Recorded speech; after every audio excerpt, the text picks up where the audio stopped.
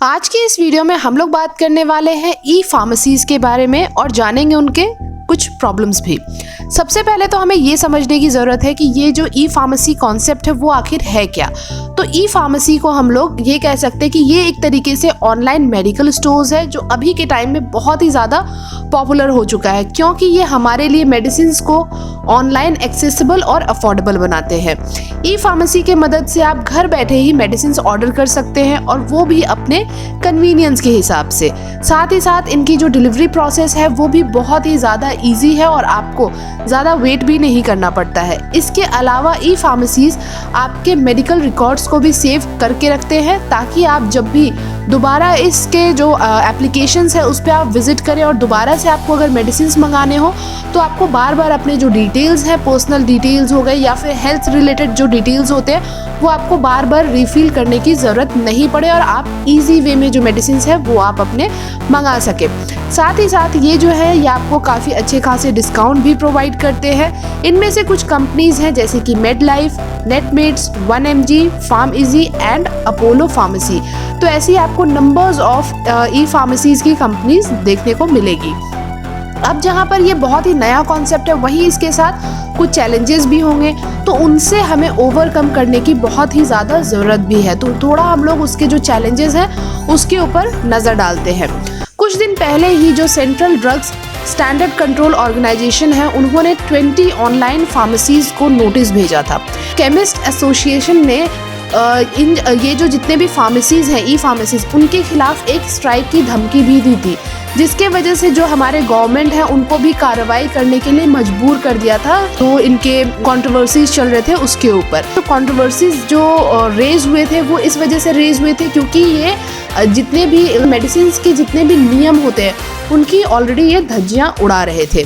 तो आज की वीडियो में हम लोग आपको यही बताएंगे कि किस तरीके से ई फार्मेसीज को इतना ज़्यादा क्रिटिसिज्म मिल रहा है। 2021 की बात करते हैं। जो फार्मेसी कंपनी है उनकी पेरेंट कंपनी है एपीआई होल्डिंग्स, उन्होंने सेबी के साथ अपना DRHP फाइल किया था। दैट मीन्स उन्होंने IPO के लिए इंटरेस्ट दिखाया था। इसका मतलब था कि वो अपने ऑनलाइन फार्मेसी बिजनेस को पब्लिक करना चाह रहे थे और लगभग 6,250 करोड़ के आसपास का जो फंड है वो रेज करने की कोशिश कर रहे थे। लेकिन इस IPO ने भी जो है वो ये जो पूरा प्रोटेस्ट चल रहा था, स्ट्राइक चल रही थी, इसको एक तरीके से हवा दे दी थी।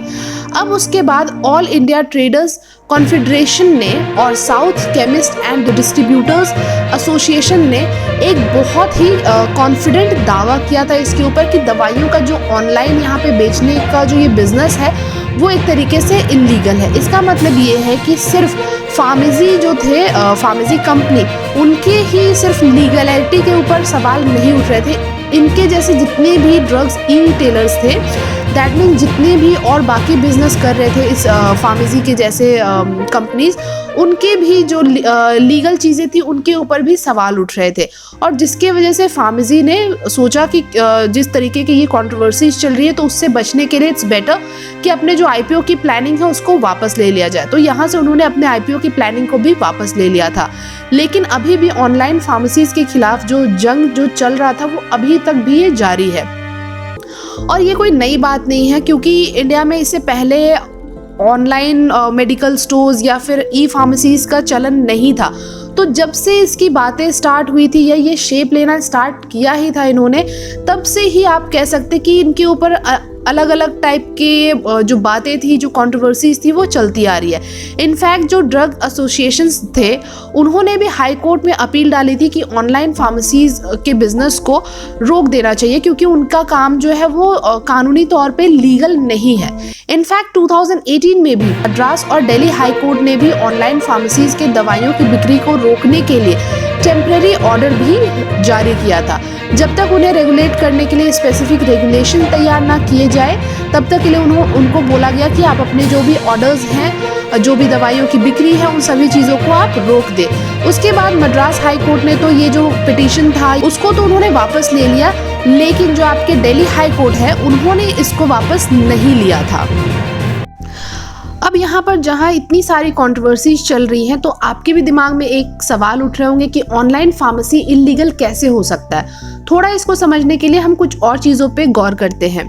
हमें ऑनलाइन फार्मेसीज को रेगुलेट करने वाले रूल्स एंड रेगुलेशंस को समझना होगा। जैसे कि फार्मेसी कंपनीज के लिए number of acts and rules बनाए गए हैं। सबसे बड़े एक्ट की अगर बात करते हैं तो वो है drugs and cosmetic act 1940 and उसके साथ ही है ड्रग्स एंड कॉस्मेटिक रूल 1945।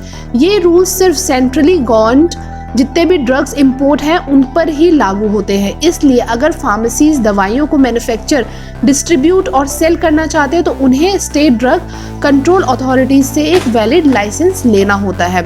जिस वक्त ये रूल्स एंड जो रेगुलेशंस थे वो इंट्रोड्यूस हो रहे थे, उस टाइम पे ऑनलाइन शब्द का इस्तेमाल नहीं होता था। तो टेक्निकली देखा जाए तो ये जो ऑनलाइन फार्मेसीज के लिए कोई रूल एंड रेगुलेशन बनाए ही नहीं गए। मगर इसका मतलब ये नहीं है कि अगर कोई रूल एंड रेगुलेशन नहीं है तो ये ई फार्मेसीज अपने नियम के अनुसार काम कर सकते हैं। ये अभी भी एक फार्मेसी है एक तौर से, और उसके वजह से को भी वैसे ही लाइसेंस की ज़रूरत पड़ सकती है जैसे आपके ब्रिक एंड मॉर्टर जो भी काउंटर पार्ट्स हैं, जो लोग काम कर रहे हैं उनको जिस तरीके से ज़रूरत पड़ती है तो लाइसेंस होना मस्ट है। कुछ ऑनलाइन फार्मेसीज जैसे कि फार्मेसी या फिर 1mg की बात करें, ये दवाओं जो मेडिसिन हैं उनके लाइसेंस वाले फार्मेसीज से लेकर घर तक पहुंचाने के एज अ मीडिएटर की तरह काम करते हैं।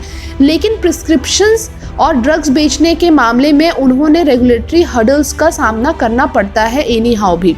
According to Indian drug regulation only registered pharmacies ही प्रिस्क्रिप्शंस वाले दवाओं को सप्लाई कर सकती है। अब आप यहाँ पूछ सकते हैं कि अगर फार्मेसीज के जो लॉ है उनमें इतने सारे कन्फ्यूजन्स क्यों हैं, उन पर इन्होंने समय के साथ बदलाव क्यों नहीं किया जा रहा है।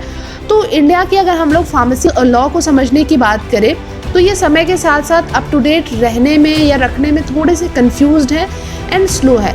2016 की बात करते हैं, जो federation of Indian chambers of commerce and industry है, उन्होंने ई फार्मेसी के लिए एक सेल्फ रेगुलेशन कोड बनाया जिसमें कुछ एस्पेक्ट्स थे वो साफ हो गए थे, जैसे कि प्रिस्क्रिप्शंस के बिना दवाइयों की बिक्री को रोकना और कस्टमर्स के कंप्लेन को रिजॉल्व करना। उसके बावजूद भी ये एक तरीके से लॉ बन नहीं पाया। 2018 में गवर्नमेंट ने ई फार्मेसीज के लिए एक ड्राफ्ट रेगुलेशन बनाया, लेकिन स्टेक होल्डर्स के कमेंट और सजेशंस और बहुत सारे जो ऑब्जेक्शंस थे उसके वजह से ये अभी तक पेंडिंग है। यहाँ पर ministry of health and family welfare ने कहा कि ड्राफ्ट रूल को फाइनल करने में अभी भी समय लग सकता है और इस स्टेज में कोई टाइमलाइन नहीं दी जा सकती है।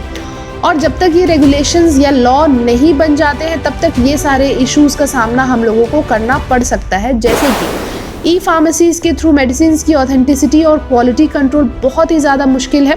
ऑफलाइन फार्मेसीज़ में हमें खुद जाके चेक करना पड़ता है कि दवाइयाँ ओरिजिनल है या नहीं है, मगर ऑनलाइन फार्मेसीज़ में ये पॉसिबल ही नहीं है एक तरीके से। अगर हम लोग दूसरी बात करें तो ऑफलाइन फार्मेसीज़ में हमें फार्मासिस्ट से एडवाइस और गाइडेंस मिल जाता है, मगर ऑनलाइन फार्मेसीज़ में ऐसा नहीं है। इसलिए कुछ लोग खुद से ही अपने इलाज के लिए मेडिसिन ऑर्डर कर लेते हैं और कभी कभी उनके साइड इफ़ेक्ट्स जैसे इश्यूज़ का सामना करना पड़ता है उनको। थर्ड, अगर यहाँ पे बात करें, ऑनलाइन फार्मेसीज़ के थ्रू हमें डिस्काउंट और ऑफ़र मिल सकते हैं, मगर कभी कभी ये ऑफ़र्स अनएथिकल हो जाते हैं। और यहाँ पर अगर हम लोग बात करें तो जो कस्टमर्स हैं उनको बेवकूफ़ बनाने के लिए ये यूज़ किए जाते हैं। Last but not the least, online pharmacies आपके कस्टमर डेटा को यूज़ करते हैं, जहां आपके health information and personal information को खतरे में डाला जा सकता है। इसलिए ई फार्मेसीज़ को रेगुलेट करना बहुत ही ज़्यादा ज़रूरी है। बिना इसके ऑनलाइन फार्मेसीज़ वो बिजनेस मॉडल बन सकता है जिसके बारे में अथॉरिटीज़ हर एक वक्त आपको सवाल उठाते हुए नजर आएंगी। उम्मीद है ये वीडियो आपको पसंद आया होगा। अगर आपको फिर भी इसके ऊपर कोई सजेशंस है, कोई डाउट है तो आप हमें कमेंट बॉक्स में कनेक्ट कर सकते हैं। तब तक के लिए thank you and take care.